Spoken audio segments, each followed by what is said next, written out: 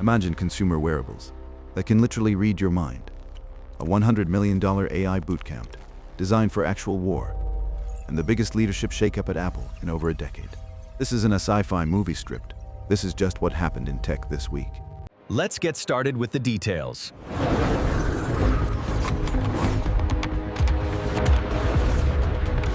Look at your phone right now. You're probably seeing headlines about the newest vibe coding apps, right? Like Lovable's recent launch on iOS. But let me ask you a provocative question. Where do you think the actual heavy-hitting tech billions are flowing in 2026?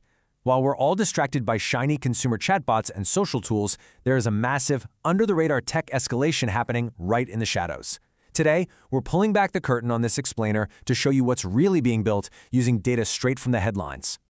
Consider this your urgent threat briefing. We're going to look at AI entering the battlefield, the shift from chatbots to autonomous agents, a global cybersecurity crisis, and big tech's legal showdowns. All right, Section 1, AI enters the battlefield. So while consumer attention is completely fixated on new apps and mind-reading wearables, massive waves of venture capital are being aggressively funneled directly into military technology. $100 million.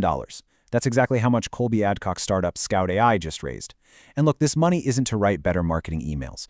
It is specifically to train their AI models for war.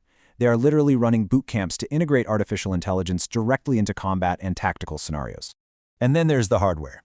$82 million. That is the capital just secured by Firestorm Labs. Their mission? To take actual drone factories directly to the physical battlefield. We aren't just talking about software anymore, folks. We are talking about the capability to manufacture autonomous weapons on demand right on the front lines. The speed of this militarization is entirely unprecedented. And the biggest tech giants are firmly in the mix too. Google is formally expanding the Pentagon's access to its artificial intelligence capabilities. Now, the crucial point here is the timing of this move. Google actually stepped up to offer this access right after another major AI player, Anthropic, reportedly refused to do so. This tells us we are in a high-stakes arms race among defense contractors and tech monoliths to secure government defense contracts, which is fundamentally changing the relationship between Silicon Valley and the military. Section 2, from chatbots to autonomous agents. To really understand how we went from asking a computer to write a poem to deploying AI in war zones, we have to look at the underlying technological shift happening right under our noses. Yesterday's AI was all about chatbots. You ask a question, it analyzes data, and it gives you an answer. It needs human prompting. But today is all about autonomous agents. A perfect example is the enterprise giant Snowflake. They recently made a major strategic pivot, declaring they are no longer just a data warehouse. They're betting heavily that the future of AI isn't just analyzing information, it's acting on it. These new autonomous agents don't just draft a plan. They execute the actual work and take real-world actions without needing you to press enter every step of the way.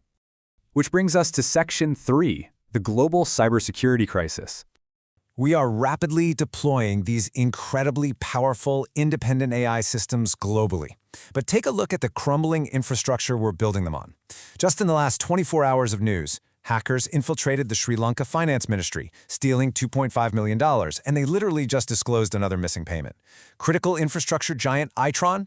Hacked, and everyday telecom users were tracked by researchers who caught surveillance vendors abusing access to telecom networks to track people's phone locations using spyware.